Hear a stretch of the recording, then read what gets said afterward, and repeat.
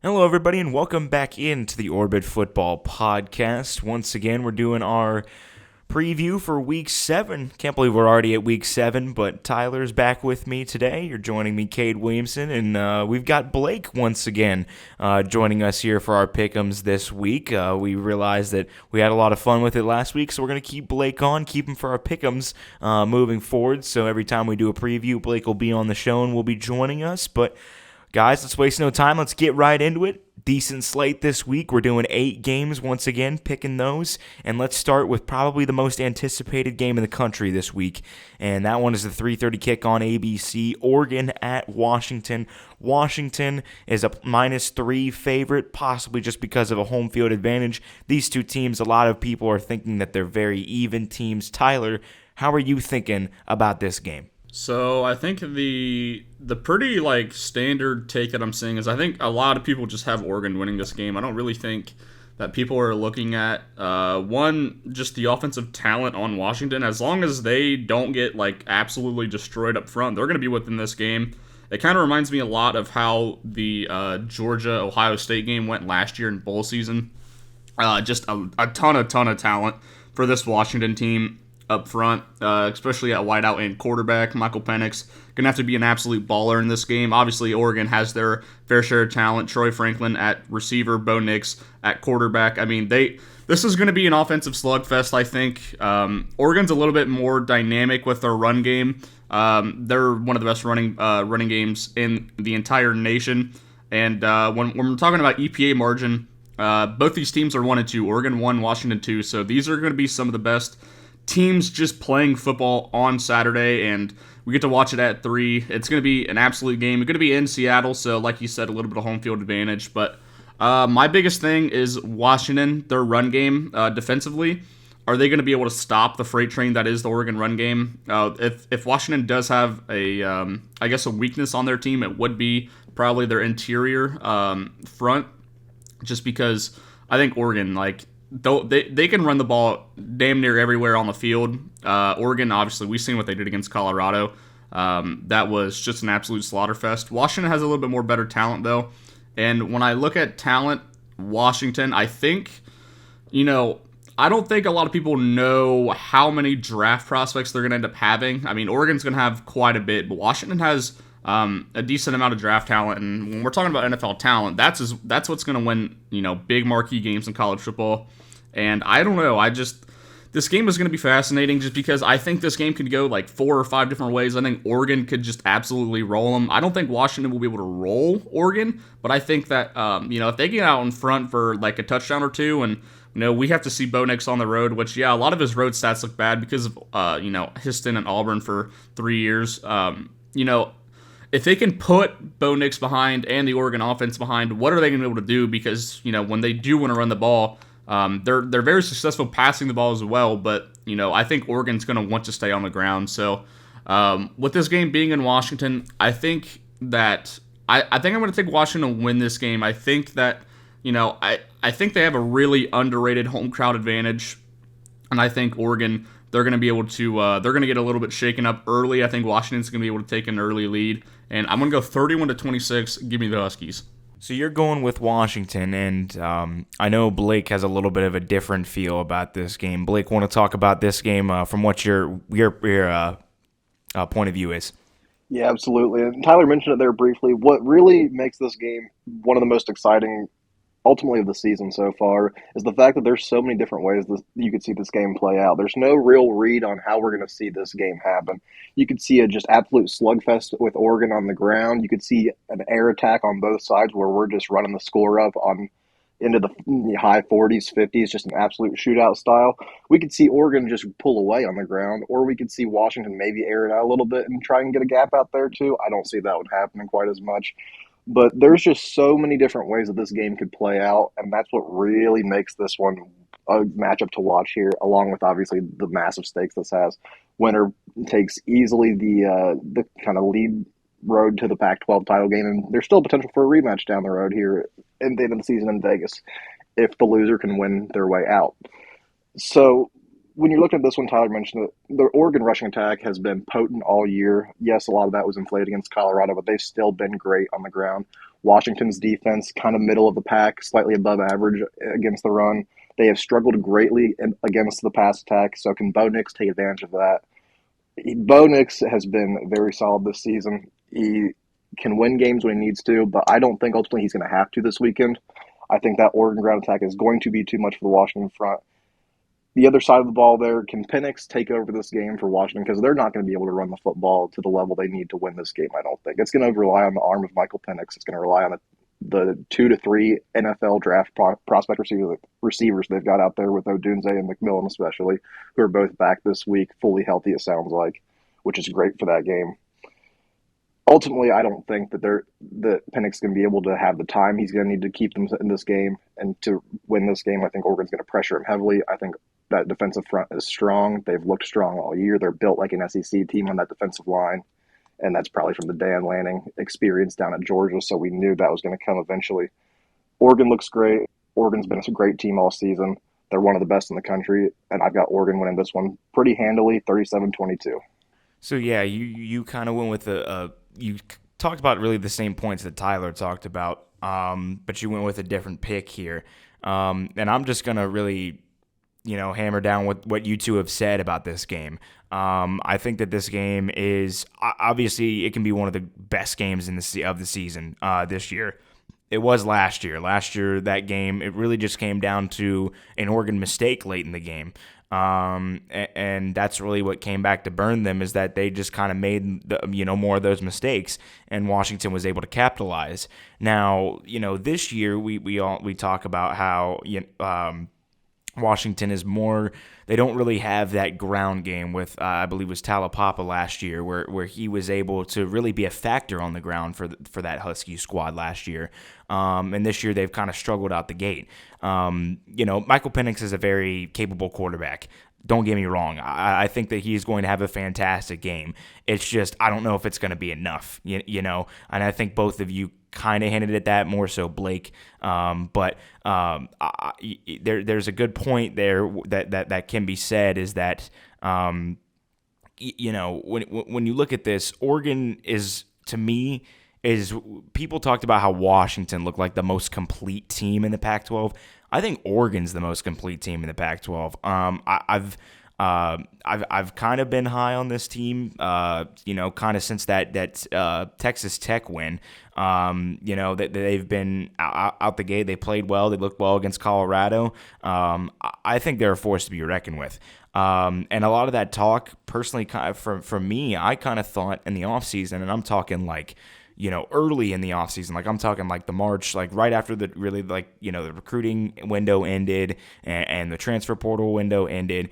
We're talking like the March, April area until about June. I was super high on this Oregon team. I really thought that Oregon was the most talented team in the Pac-12. I thought that they were a very good team. I thought that Dan Lanning does absolutely great things with that team, which he does. But the more that I sat there and I kind of thought about that team, I kind of came off that team. And part of it was because of how tough that their schedule is this year, which made me, not exactly pick them to win the Pac-12. But I think Oregon's good. Don't get me wrong. Oregon is a good team. Oregon is going, they're going to make this game competitive. It's just, can they limit those mistakes this year? I think they can. I don't think this will be a mistake-free game from both teams. But, if there's a team I feel like that could be more prone to mistakes in this game, it's going to be Oregon, and that would allow them to slip. But I think that they're going to come out this year. I think they're going to play a more clean game. I think, as I said, they're the more complete team. And even though they're traveling on the road, I still think that they're a better team than Washington. And for that reason, I'm going to go with the Ducks in this one. I'm going to go with Oregon 42-39. Give me Oregon in this ball game. I think that they're going to beat Washington this year, and they're going to put themselves as the Pac-12 front runners and put themselves really in a big spot for the college football playoff talks moving into the later stages of the season. But now we'll go across country, really to the south. We got to talk about the SEC a little bit. I know Tyler kind of mentioned, and Blake kind of mentioned that the front being an SEC-style front for Oregon. So let's talk about where Dan Lanning came from in the SEC East. Not exactly where he came from, but the SEC East. We're traveling to Tennessee now.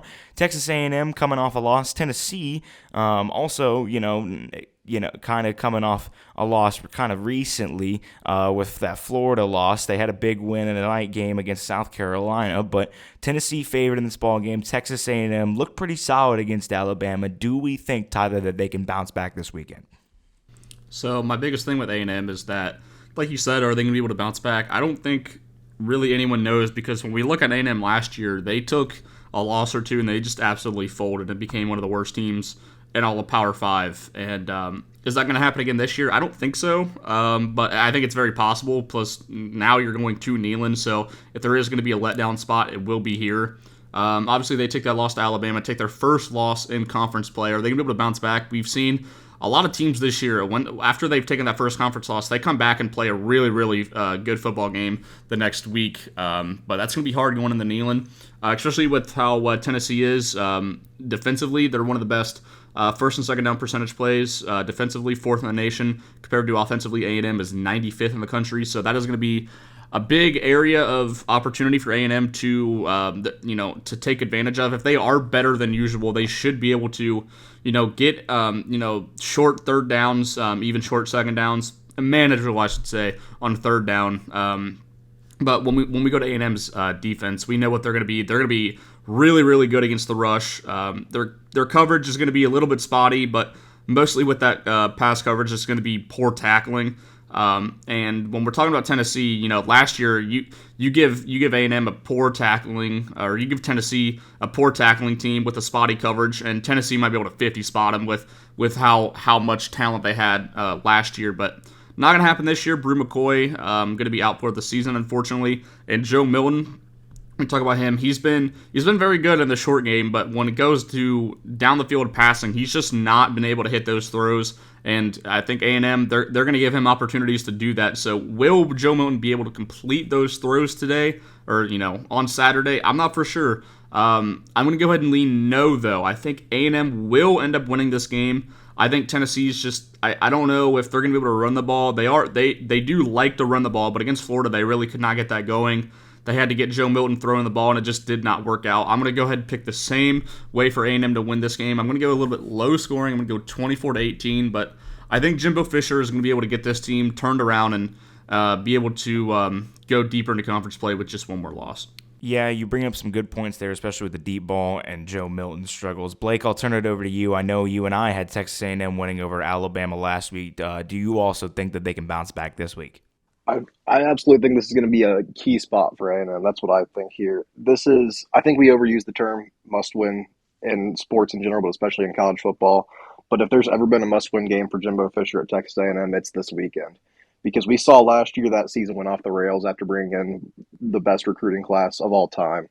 We saw, 2 losses this year already, one against Bama last week from really just mismanagement of that game, and one early in the season against Miami in just ugly fashion and the way that loss happened. So A&M really feels like they're at the risk of everything going off the rails again. I don't think the ship's taking on water yet, but a loss this weekend feels like we go from kind of watching that iceberg coming towards us to it being straight in the hole, and it's time to lower the lifeboats at that point. So it's going to be key for A&M to come out strong this weekend against Tennessee. The matchup, I think, favors A&M heavily here.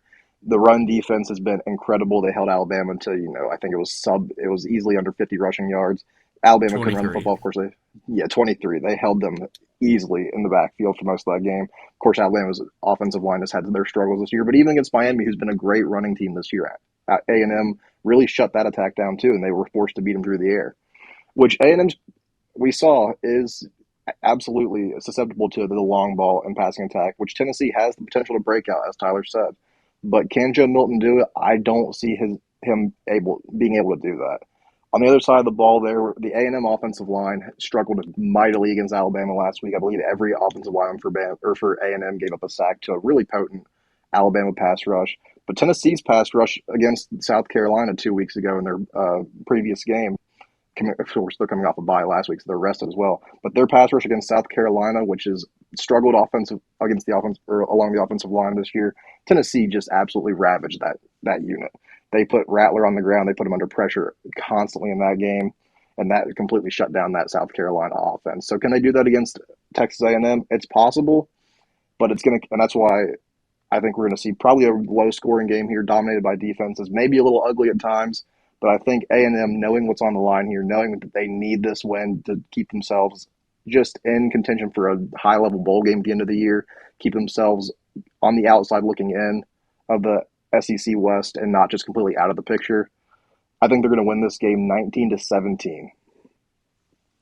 So, like you said, the term must-win games is a little overused in sports, specifically with college football. But I agree with you here, Blake. I think that this is a must-win game for A&M, mostly because of the livelihood for Jimbo Fisher. I mean, obviously, last weekend was well documented. We well documented it in our recap of Week 6, more so me.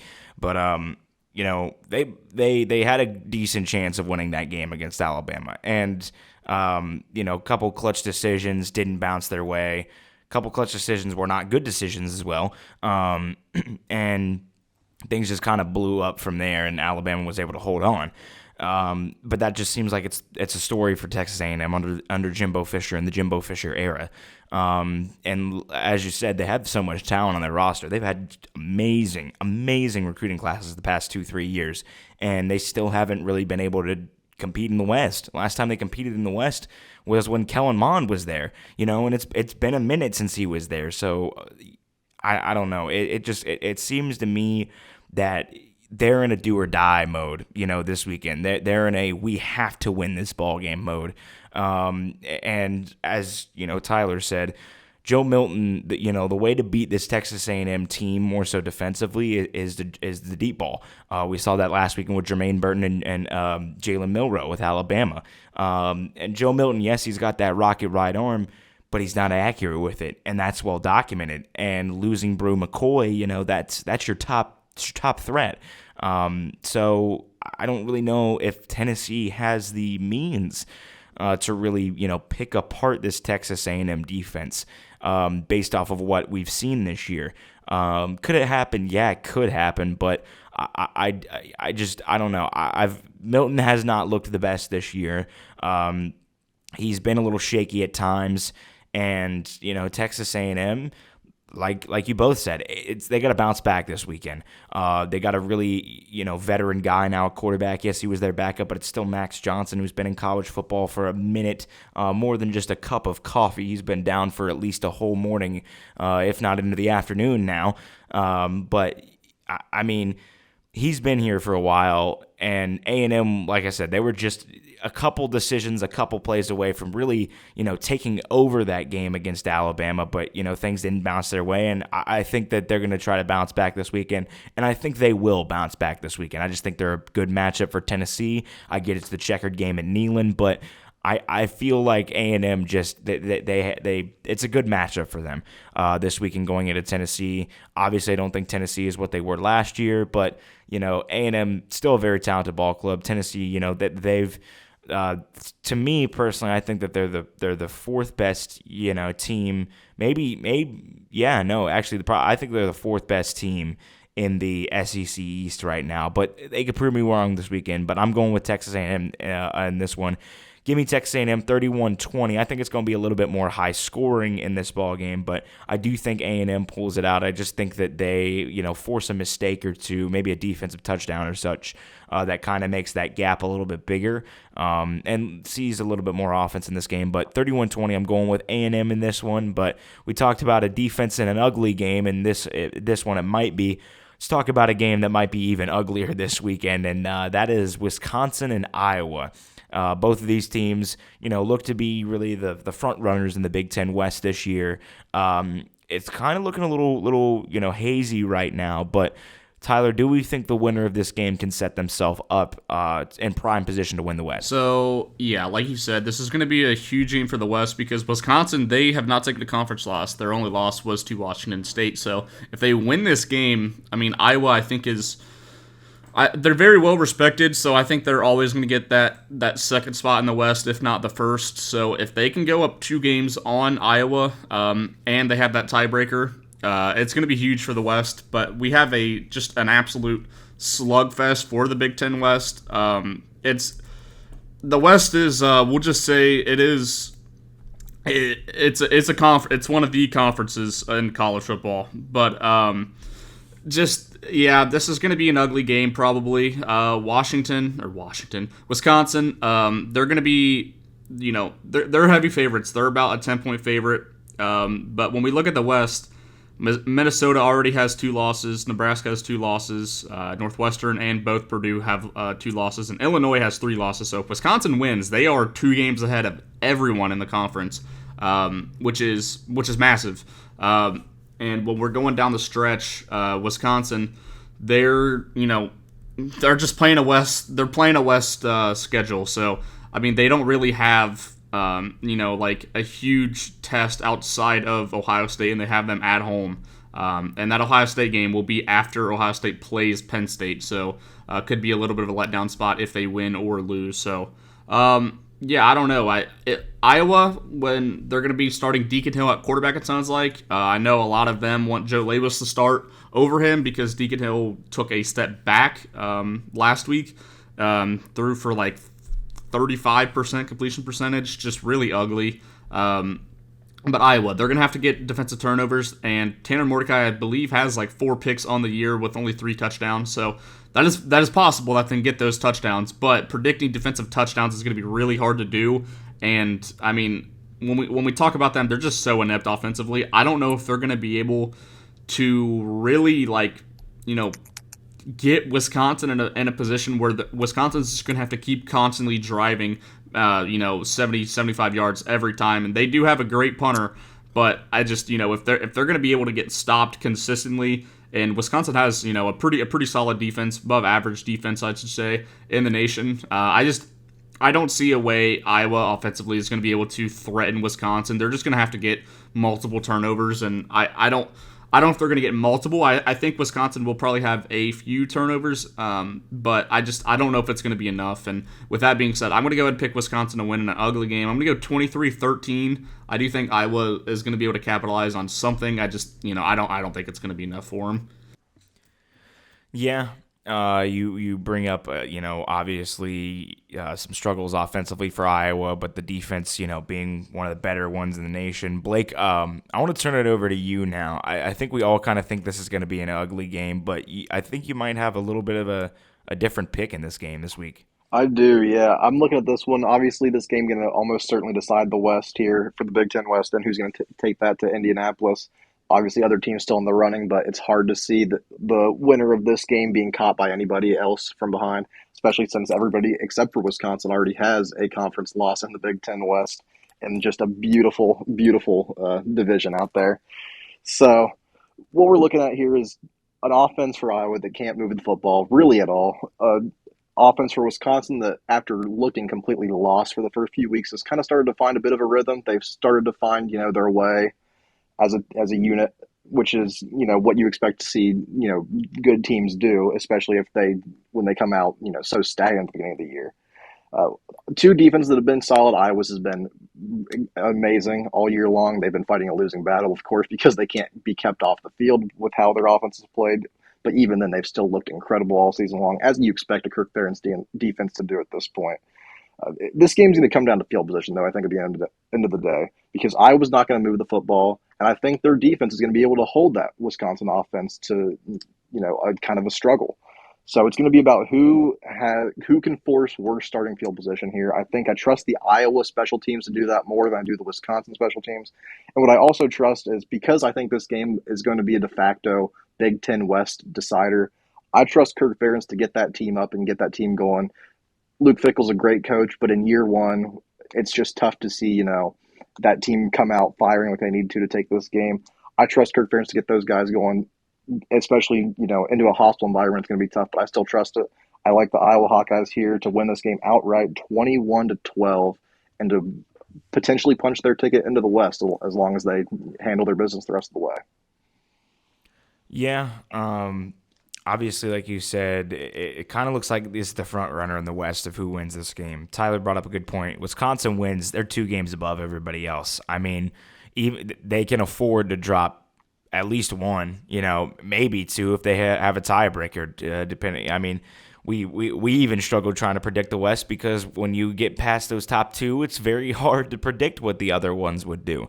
And now obviously we're kind of seeing that play out. But Wisconsin, Wisconsin. They've struggled to really get that offense going, and obviously they're doing a new system, new things, but they still have Braylon Allen. They still have Chaz Malusi. These guys are two very solid backfield. Probably when you look outside of the top three in the Big Ten East, that's the best backfield remaining in the Big Ten, I would say.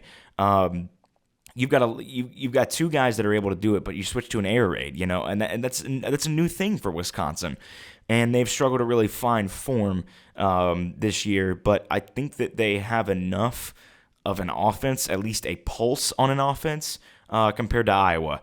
Iowa, I don't even think has a pulse on offense at this point.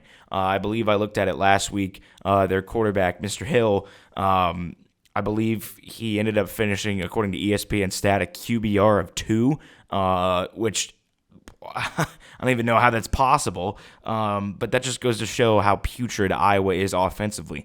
They can't run, they can't pass. The only time that they really score is defense. Any time that happens. And Brian Ferentz is looking like his job security is in a lot of trouble right now. But Iowa's Iowa. They're gonna have a good defense. They're gonna keep this game close, I think. But I just think Wisconsin's offense it has too much, or not even too much, but just enough. To really put them ahead. I think Iowa does. Their defense does force a couple turnovers, but I just don't think it's going to be enough.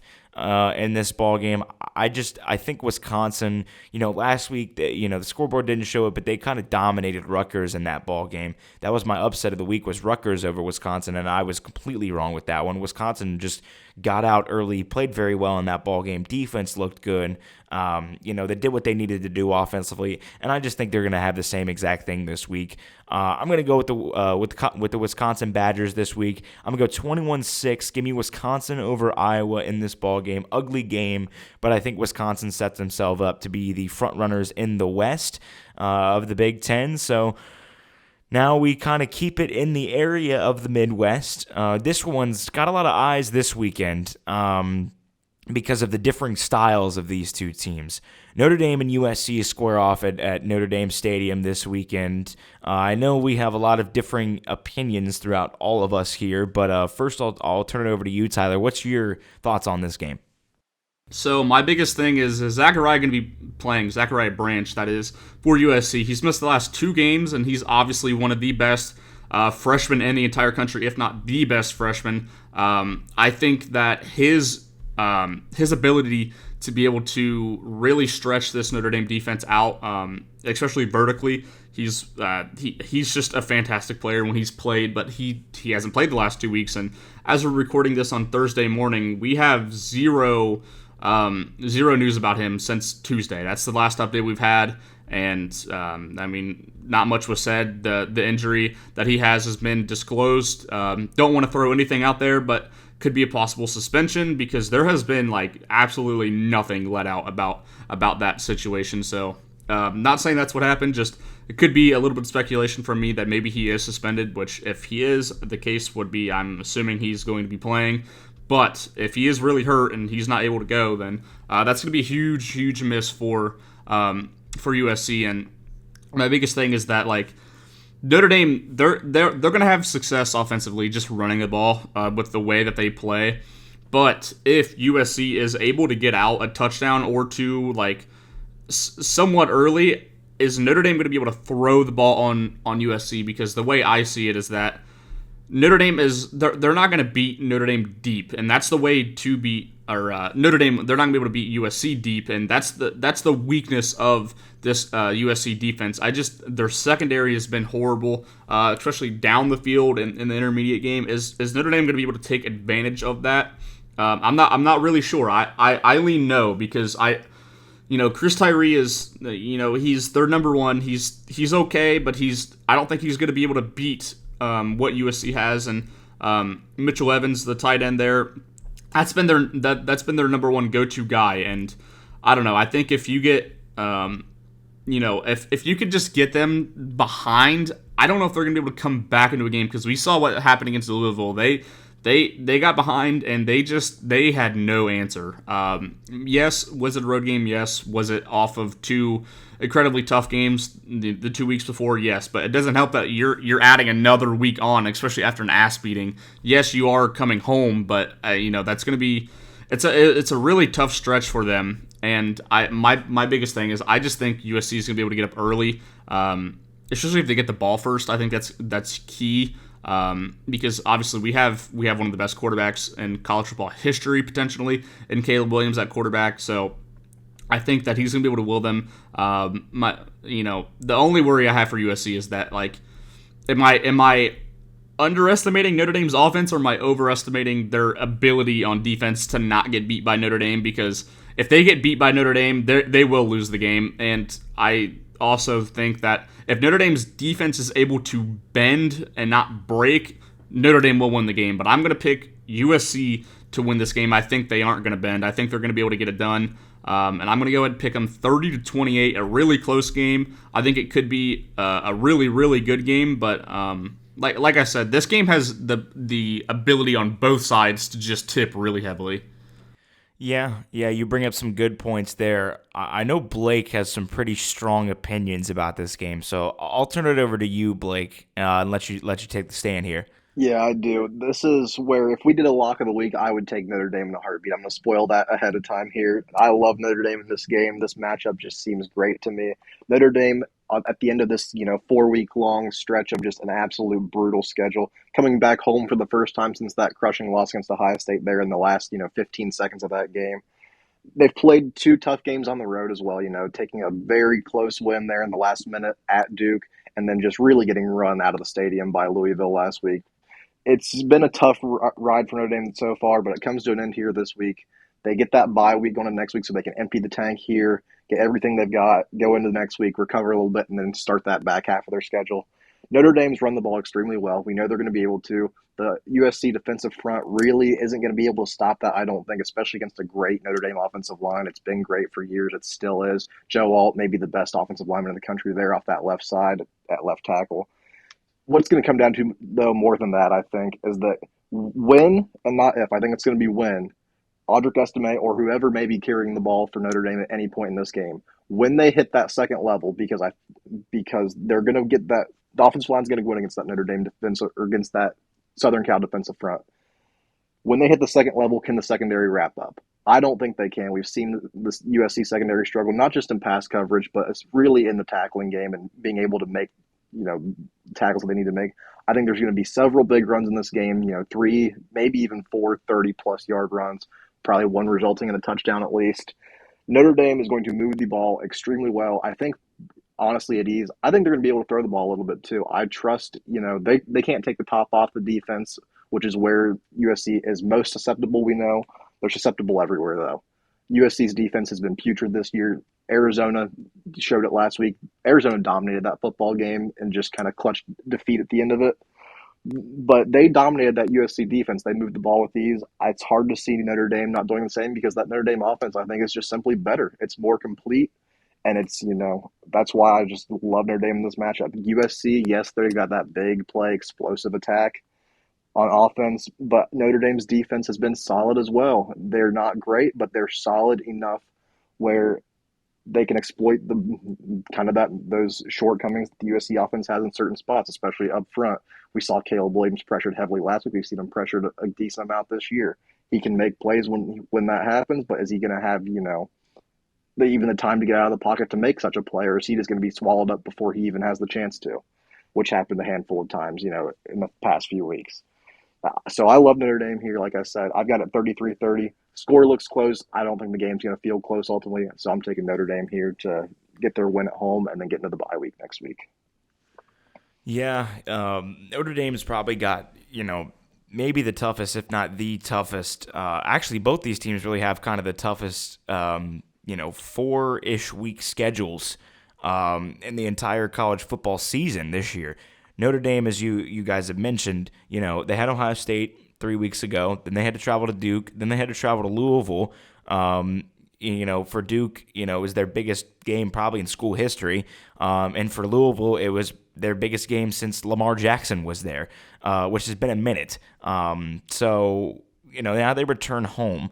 And then they got USC, and obviously USC, they got a tough schedule to end their year. I believe they have back-to-back-to-back. They have home against Washington, at Oregon, home against UCLA to end the season. That's tough.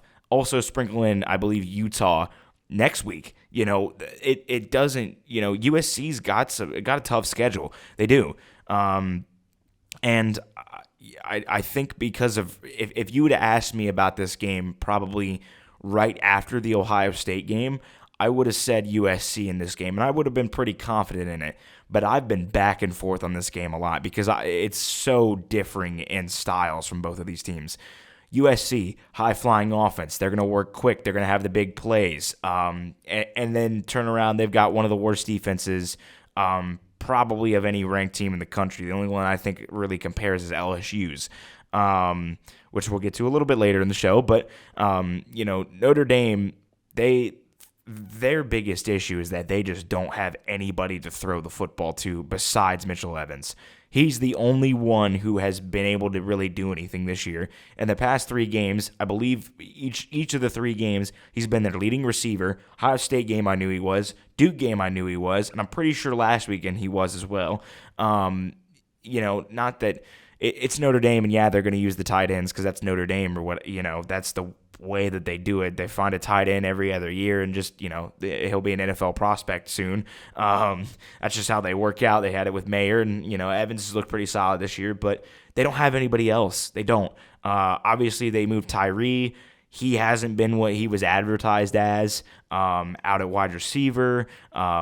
So to me, it sits here and why do I make the decision that I make about this game? And there's really a couple of reasons. And one, the main reason of why I think I'm going to win this game is because of time of possession.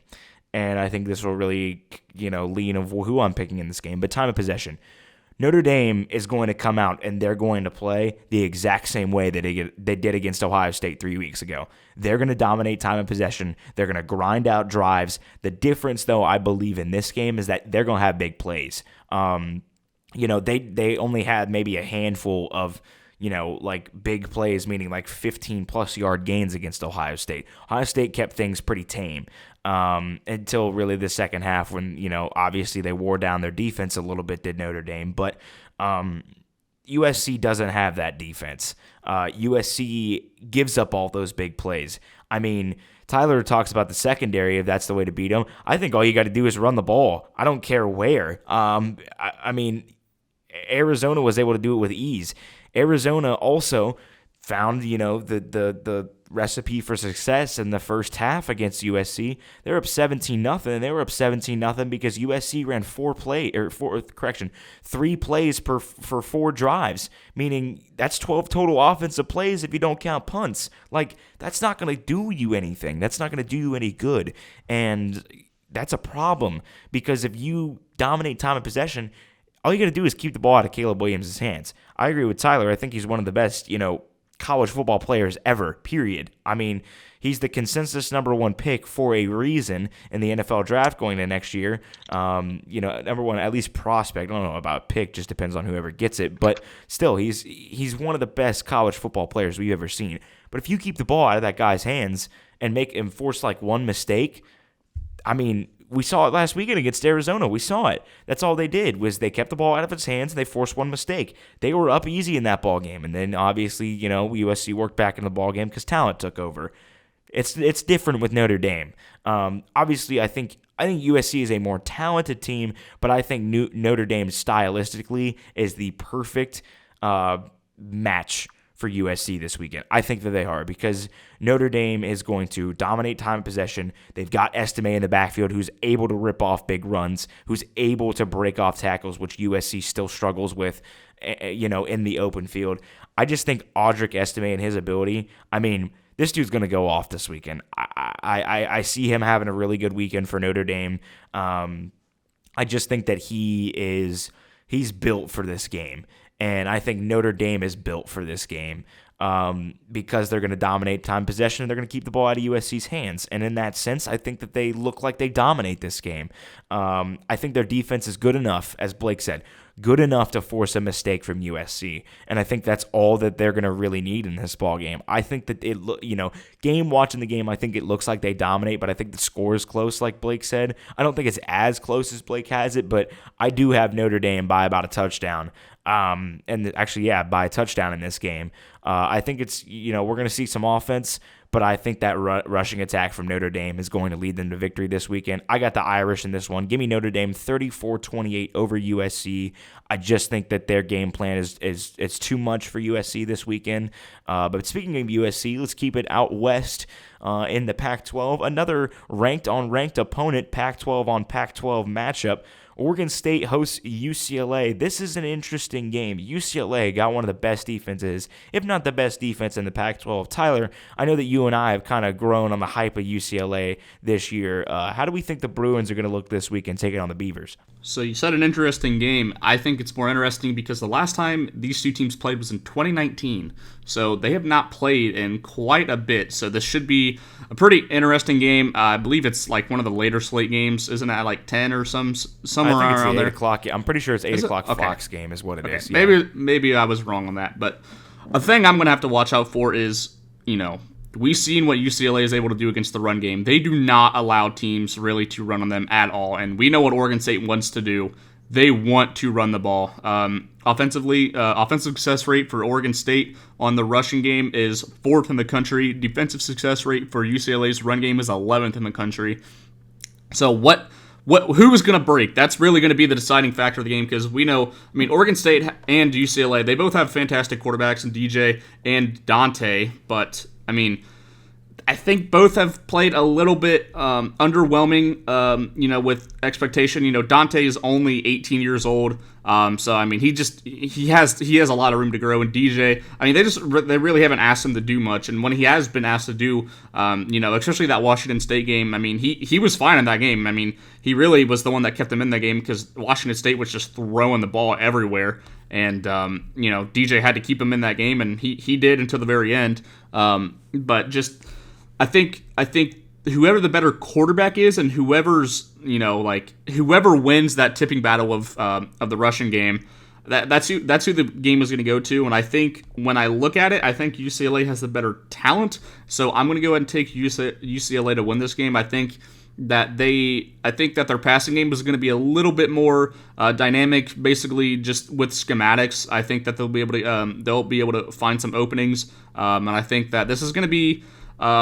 I think it's going to be a little bit of a high-scoring, ugly game. I'm going to go 27-20. I'm going to go with the Bruins, but this should be a pretty fantastic game to watch.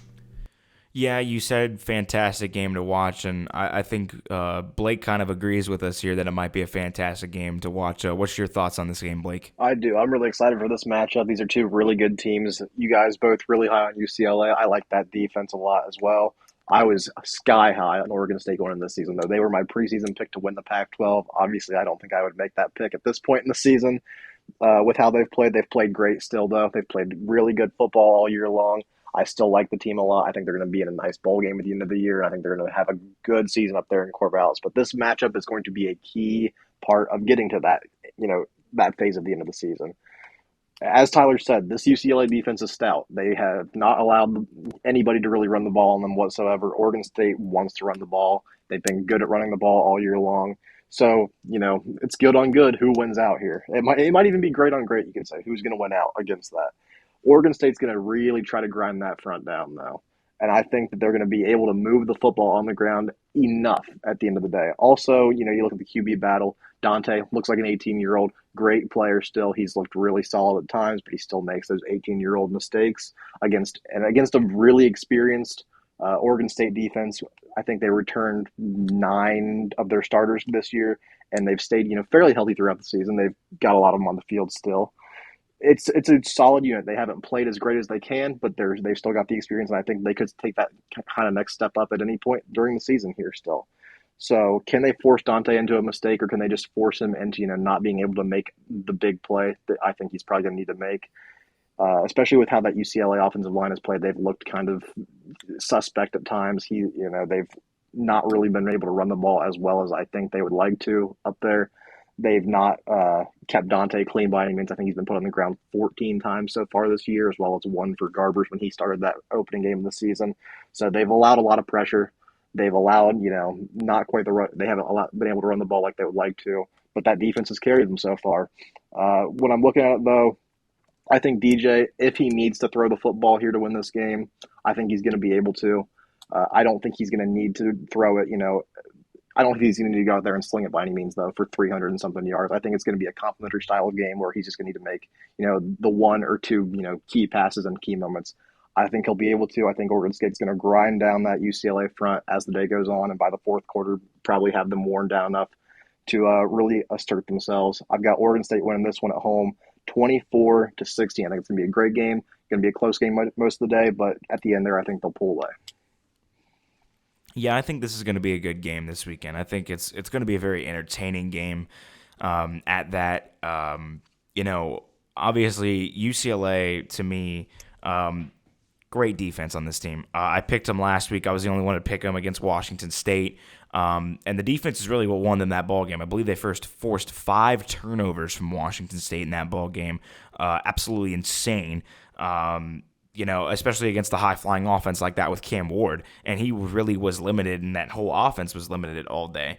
But like you said, Dante Moore, he's very talented. Don't get me wrong. Here in, maybe next year or even 2 years down the road, I would expect him to be one of, if not the best quarterback in all of college football. He's a true freshman. He's 18-year-old, like we said. He's a young guy, and he's figuring things out. And obviously, when you got to figure things out, and likely, the most competitive conference in all of college football this year, that's tough. But I think he's going to be dangerous moving forward, especially with UCLA moving into the Big Ten. Big Ten folks, you're going to have to keep an eye on the Bruins moving forward in a couple years. But Oregon State.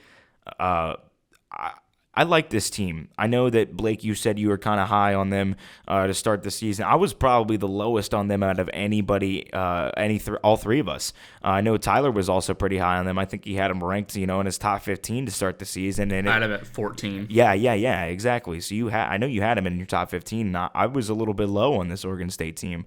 I thought that they were going to be good. I just thought that there were better opponents in the Pac-12.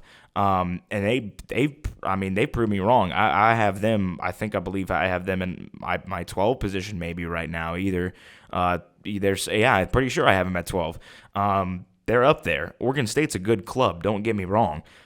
But, UCLA is too. I've moved them up. I moved them up even after they lost against Utah because they looked so good. And speaking of Utah, I think that game with Oregon State is very important in this game. And that game against Oregon State and Utah, score showed it wasn't probably as close as it was. It was a close game, but Utah really couldn't get any momentum offensively in that ballgame. Oregon State did. And I think Utah is currently, without Cam Rising, is a very similar team to UCLA. Very good defense. They got a quarterback that makes some mistakes but can be flashy at times. And they have a good rushing attack. They do. I just think that UCLA, kind of right now has a little bit of a better passing attack. I have, Utah will get things figured out once Cam Rising comes back, which I believe should be this weekend. But looking at Oregon State and that Utah game, they won that game. They won that game 21-7. Like I said, scoreboard kind of didn't show that it was a close game. It was a close game. It's just that Utah couldn't do anything with momentum on offense. And I think that UCLA is going to be kind of in the same boat. I think that they're going to find something on offense. I just think that seasoned Oregon State defense is going to force one or two mistakes from Dante Moore, and that's really going to be what, swings the tide of this game. And for that reason, I think that Oregon State does take the victory over UCLA. I think it's a little bit more high scoring than both of you guys have, just because I get it's great defenses. I get both of them are solid defenses. I just think we see some talent this weekend kind of showcase itself with the offense. Carson Steele, our guy, Tyler, I know are actually all three of our guys, Carson Steele, the Mac guy himself, from all three of us, coming from Mac land. But no, he had a great weekend last week for UCLA, and I think we're going to see some of that talent this weekend. But I think Oregon State grinds it out. They force, like I said, one or two mistakes from UCLA, and that leads to the victory for the Beavers. I'm going to go 31-27. Give me Oregon State over UCLA in this ball game. I'm agreeing with Blake on this one. And now we move to what is really the last ranked matchup that we're going to talk about this week. And this one, one team's kind of still ranked for some reason, and by ranked I mean AP poll standards, from what we can understand from the AP poll. But Miami and North Carolina, this game is in Chapel Hill this weekend. North Carolina 3.5-point favorites, which is just basically a pick 'em, giving them the home field advantage. But Miami obviously last weekend lost that game to Georgia Tech and Haynes King. Really should have won that game. Big mistakes from Mario Cristobal. Do we think the Canes can bounce back this weekend against North Carolina, who looked really good last weekend against Syracuse, Tyler? So, yeah, they took an absolute brutal loss, and now they get to go on the road and play North Carolina, who I believe you have at 11, I have at 10. Yeah, just it's a rough bounce back, but when you take losses like these, like I said earlier, I can't remember what game it was. The Notre Dame USC game. When teams lose, like embarrassingly bad, the week before, they just they've seemed to come out and they play one of their best games, if not the best game they've played all season. So, is Miami going to be able to do that? I think so. Say what you want about Mario Cristobal, maybe he did not touch the top of the top at Oregon. He had very, very great teams, maybe not an elite team when it comes to the end of the day, but obviously last year was not as expected to a lot of people. How they ended up faring last year, but this is a very young team, and this is a team where they've played very, very well up until that last week game, and even if they win that game, no one cares. It's more of a conference game. They get out with the win by what would have been, I think, 4 points. So, I think that if Miami plays well up front and especially on passing downs, limiting that pass rush that North Carolina has, I think they have a really good shot to win. North Carolina is 11th in EPA per pass defensively, with that pass rush, and Miami is 13th EPA per pass on offense. So that's going to be a big matchup, and a little bit of mismatch that Miami has. I think they're just going to be a really good team when it comes to running the ball on Saturday. North Carolina is 70th in EPA per rush defensively and 14th for Miami offensively. So that's going to be a little bit of a mismatch. Miami is very good on early down EPA. They're 5th in the country. So is Miami going to be able to just control the game offensively, and are they going to be able to keep the ball out of Drake May's hands? That's going to be a big thing. This North Carolina offense is, we know what a North Carolina offense has looked like for the past 5 years. It's been great. It's been the defense that has letting them down constantly. But I think their defense is in a good spot, especially with that pass rush, and their front seven in general has just been really well. So this is going to be an interesting matchup to see, who wins out. Is North Carolina are they going to play a really good game, or are they going to run into just a hot Miami team who's going to, want to get that win back that they lost, the week before. And with that being said, I think, the way I've been talking, it sounds like I'm going to pick Miami. I'm actually going to pick North Carolina to win this game. I think they're just a really, really good football team, and I think they're going to play a really good Miami team. I think North Carolina is going to be a little bit too much for them. I think Tez Walker coming back is going to be a little bit of a bolt of energy for them. So I'm going to go 31-23. Give me the Tar Heels. So you're going with the Tar Heels in this game. But you brought up some good points about how this game can be competitive. I think Blake also kind of sees that too. I think we all really see that, but I'll turn it over to you now, Blake. Yeah, this is a game that I'm also extremely excited for here. I think this is potentially be one of the best games of the week and of the season, just because of the nature of how we're going into this game with Miami coming off an absolutely just heartbreaking and inexcusable loss because of poor coaching decisions from Mario Cristobal, especially when he's experienced such in the past when he was at Oregon. Slightly different game there against Stanford, where there would have been a little bit of time on the clock if they just knelt it out there. There wouldn't have been last week. They kneel it out there and the game's over. So inexcusable way to lose that game. But at the end of the day, it was a bad mistake. But Mario Cristobal obviously not on the hot seat by any means, which is what you've heard from some people making that claim. I don't think any of us are going to obviously make that with the way he's really revitalized that Miami program and their recruiting ability there. So it's a good team at Miami. I think they're going to come out with their hair on fire this week. And quite frankly, when you take a loss like that, they are going to come out on a mission and determined. This is going to be, I think, the best you've seen a Miami team play easily since 15, 16 with Mark Richt there. I think it was 2016 when they were undefeated at one point, late in the season. But probably before that, I think this is going to be the most, maybe not even the best, but the most energized you've seen a Miami team play since probably the early 2000s or maybe the turn of the century. Miami's going to come out determined to put on a showing in this game, which is going to be tough because this UNC team is amazing. They have shown numerous times this season that they are a very good team and a contender in the ACC. They come out last week and just absolutely splatter Syracuse all over the place.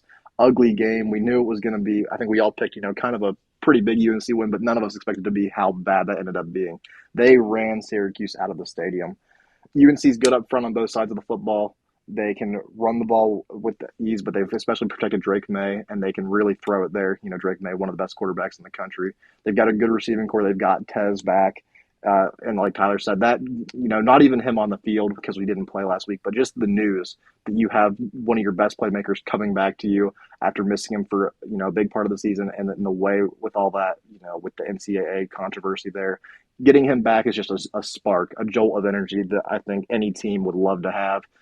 So you've got two teams really energized here, playing, I think, what they're both going to look at as their biggest game, in a long, long time here.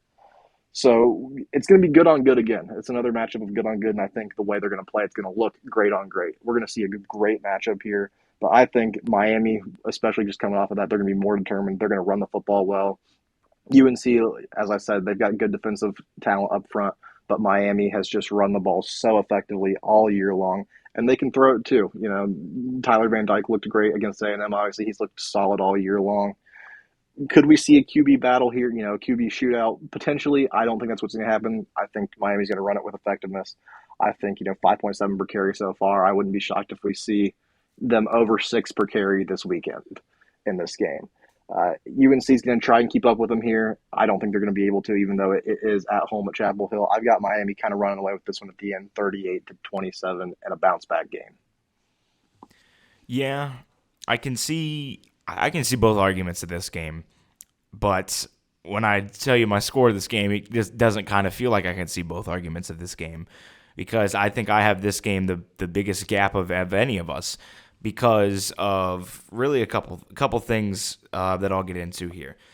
Miami, obviously, Blake talked about, I don't think any of us really think Mario Cristobal should be fired. I don't think he should be fired. Obviously, it was a mistake. It happens, It's not his first time in a mistake like that, a similar situation like that, but it's a mistake. It happens. You'll bounce back from it. Miami's still a good team. Miami's still a good program. I had them.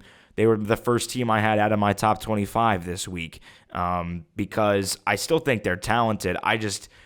They could be looking in a direction that isn't the best for them moving forward because if you drop back-to-back games, that's tough. That's really tough to come back from, and especially a program that's like Miami that kind of needs to keep that momentum rolling. That's going to be a very difficult situation that Mario Cristobal and his coaching staff finds themselves in. Miami, though, they've looked, they've looked pretty solid this year. Tyler Van Dyke, as you mentioned, Blake, has had a very good season this year. He's looked very good. He looked good in the Texas A&M game. They looked very good in the Texas A&M game. They were able to run the ball. They were able to throw the ball. They were able to do everything. But when I look at North Carolina to me, I thought this team was going to be good. I thought this team was going to really compete, to be in an ACC championship game. I just didn't think that this team was going to be this good. They've really found, Tyler kind of said that bolt of energy. I call it the juice that they kind of need with Tez Walker. And They had it last weekend. They came out ready to play. Talk about a team with their hair on fire. It was North Carolina over Syracuse. I mean, they shut them down from the get-go. I believe that game was like 28-0 by the end of the first quarter. It was a blowout, and it was a rout. North Carolina, that's what I've been waiting for. I've been waiting for this team to do that this year. Yes, they looked good against South Carolina in week 1, but that was really a lot of credit goes to the defensive performance. I mean, 9 sacks is just crazy. Even if it is against South Carolina's front, I don't care. 9 sacks is amazing as a team. But I've been waiting for that game from Drake May. And he finally had that game last weekend, and I think that's what he needed. He just needed to click. He needed that one game to really jumpstart him, to get him in a position where he can lead this team to, not just an ACC championship game, an ACC championship period. And I think that he can do that. I think North Carolina is a very talented team. Like Tyler said, I like their front seven. I really do defensively this year. They've looked very good, and I think that's what swung really this team this year, is why I think they're more of a competitive and complete team, is that they have a good defensive front this year. They do. And Miami, it's tough to come off a loss like that and then turn around and travel on the road to Chapel Hill to take on a team that's got a lot of energy around them too, and that's also looking for a big game. I agree with the sentiment that it's going to be good on good, but I just think one team is really good, and I think one team is just good. And the team I think is really good is North Carolina, and I've got the Heels in this one. I just think that Drake May has a good game. I think he attacks his defense well. I think he just all around has a good game. I'm going to go North Carolina in this one, 38-21 over Miami. Give me the Heels. But now we'll keep it kind of in that southeastern of the country region. We'll travel up a little bit to Kentucky. And the Wildcats got absolutely shellacked last weekend against the Bulldogs of Georgia. Traveled down there to Sanford Stadium. Did not really have a good showing there. But these are two teams. They take on Missouri this weekend. Two teams that are trying to bounce back after a loss. Missouri lost to LSU. Tyler, I know you and I have kind of been a little bit higher on Missouri as of recent. Do we think that the Tigers can pull one out this weekend? So playing at Kroger Field on at nighttime is it's been a lot more of a recurring theme the last 5 or 6 years through the Stoops regime, and it's been a very, very good atmosphere for college football. And Missouri, they're gonna have to travel, especially taking that loss to LSU. But when we talk about that loss to LSU, it's 49-39. Missouri, their defense just got pummeled in the pass game. And is Kentucky going to be able to do that? I just don't think so.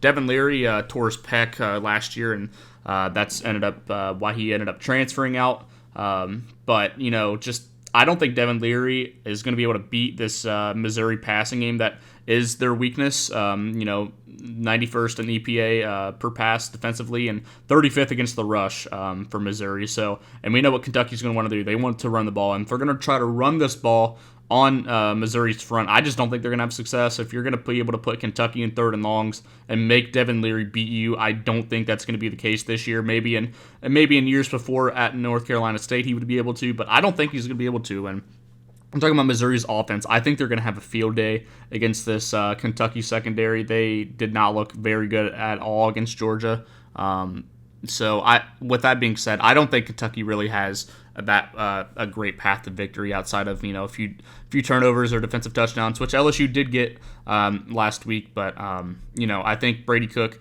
he's kept the ball very safe the last basically the whole season except for last week. So I'm going to go ahead and pick Missouri to win this game pretty easily. I'm going to go 35-20.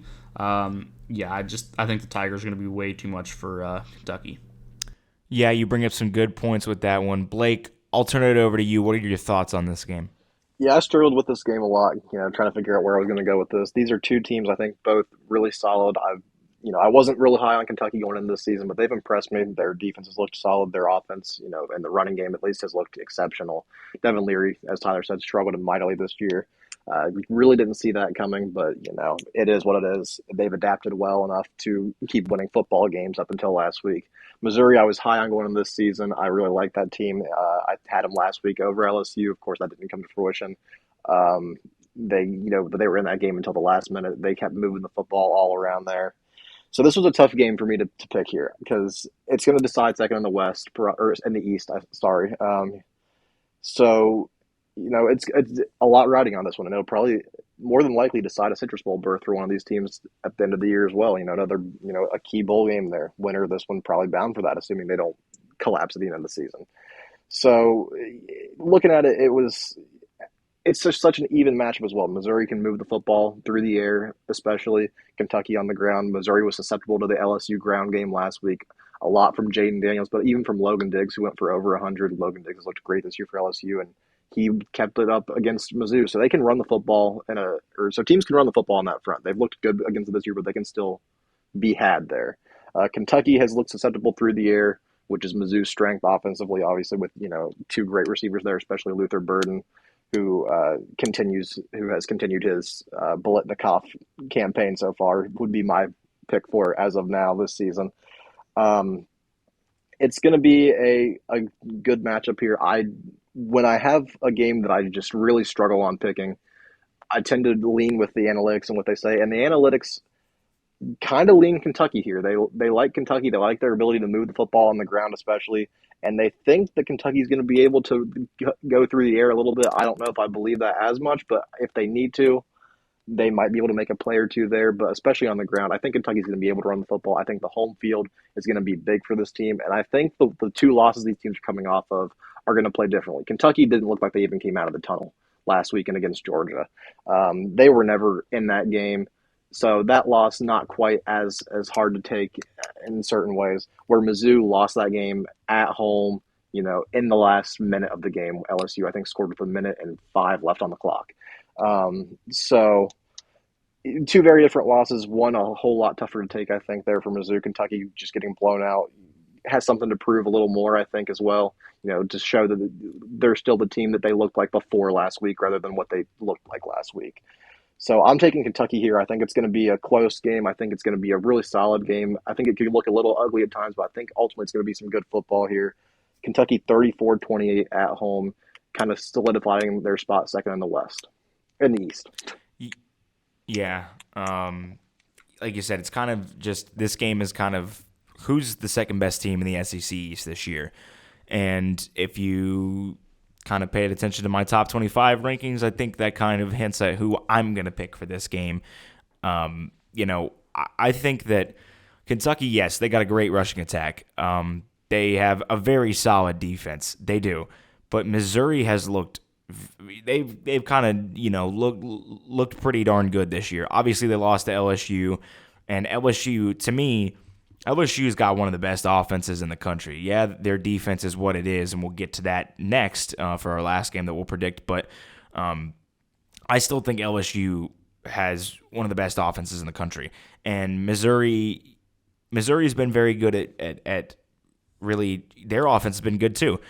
They've been good at protecting the ball, as Tyler said with Brady Cook. He struggled with that last weekend. He's might have a struggle with it this weekend too, traveling to Kentucky. But I think there's a lot of hype and there's a lot of momentum around Missouri. And Kentucky, after losing that game to Georgia, obviously both these teams want to come back and get a win after a loss, but I think Missouri just has enough to get them over the top with Luther Burden and how much offensive talent they have. I obviously the defense for Kentucky is going to be a thing, and Missouri's defense, they're good against what they are going to need to be good against this game, the run, Devin Leary, to me, so far this year, hasn't done anything that shows me he's going to be able to throw the ball with success and beat a team. Devin Leary has not shown me that he will be the one beating a team. And that's a concern for me for Kentucky. And for that reason, I'm going to roll with Missouri in this ball game.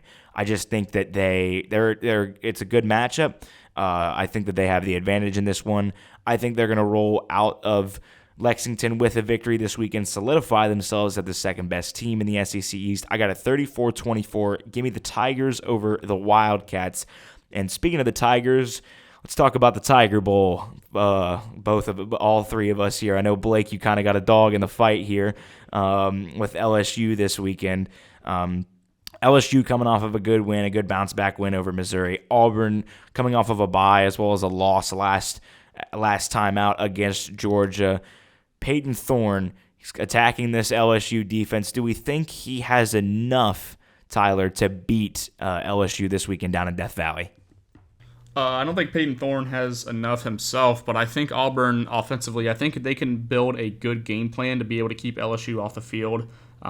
If they are able to run the ball as well as they have been able to in the past, they haven't been the best rushing team, but they've been slightly above average in that area. And if they can, take advantage of this LSU defense, their strengths rely on their front seven, but I mean their front seven does not have a lot of depth down to it. They just have Harold Perkins, one of the best players in the entire country, and that secondary it's going to be pretty weak. So I think for Auburn to be able to win the game, I think they're going to have to rely on a lot of play action, try to get those defenders to bump up and make some easy throws for Peyton Thorne to be had.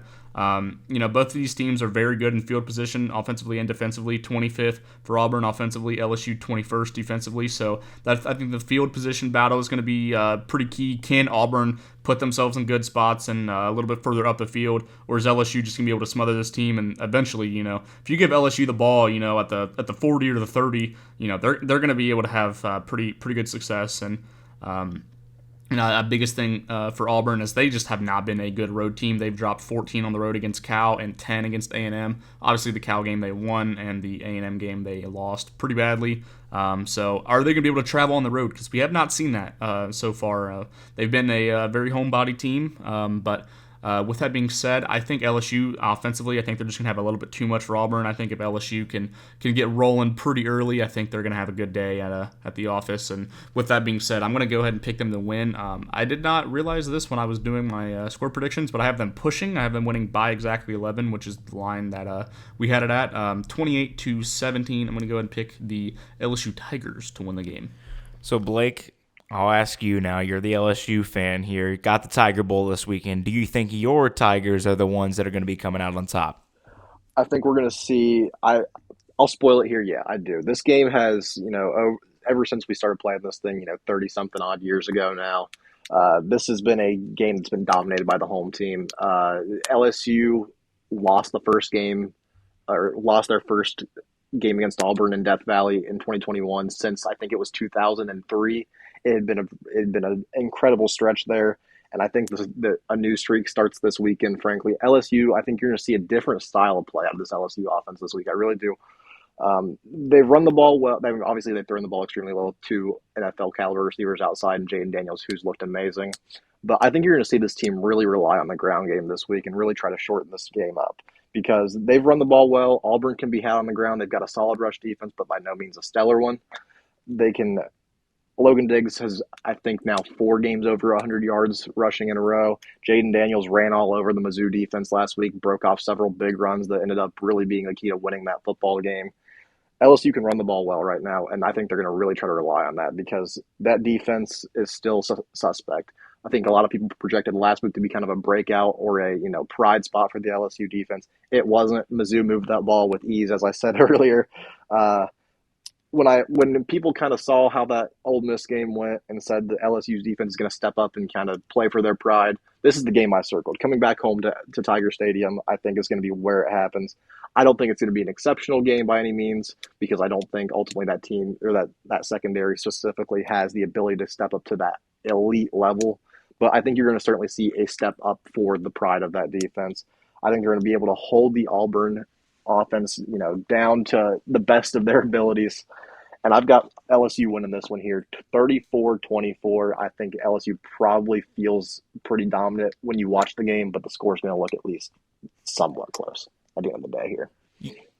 Yeah, like you said, Blake, the really inspired performance from the LSU defense is what a lot of analysts and fans alike have been waiting from this team because this team is talented. Don't get me wrong. I think I'm the biggest LSU truther in the country right now when I say this because this team has talent. Offensively, I think Jaden Daniels is personally my Heisman pick at the moment right now. He's playing absolutely out of his mind. I've loved this kid ever since he was a freshman at Arizona State. He's playing amazing this year. When you look at most of the offensive statistics, if you're a statistics person, it's really Caleb Williams and then it's him this year. And, I think he's looked good. He's played good. Numbers have backed it up, everything. And I think LSU's offense, one of the best in country. They're starting to really find themselves. Neighbors and Brian Thomas Jr. Lacey's been, picking it up a little bit in the wide receiving core. Like you said, Diggs had a really good game last weekend. And you also talked about Blake, the home team dominating this series, and Tyler hinted at Auburn has not been a good road team this year at all. Auburn has struggled on the road. Obviously, Jordan Hare is a better place for them to play with that environment. But Auburn, to me, I just don't. After that Georgia loss, even with a bye week, I don't think that they really watching that Georgia game. The only reason why they were really in that ballgame was because a couple of Georgia mistakes. Really, Georgia should have ran them out the stadium in that day. Obviously, the crowd had something to do with it as well, but Georgia kind of dominated that game when you actually kind of looked at it a little bit deeper under the surface. Score didn't show it. It was really a gritty win for Georgia. It was only a one-score win, but if you take away those mistakes, it's all Bulldogs. And Auburn, obviously, hats off to them. I'm not saying that they're not a good team for forcing those mistakes. No, they're a good team. They're perfectly fine. It's just they did that in front of their home crowd.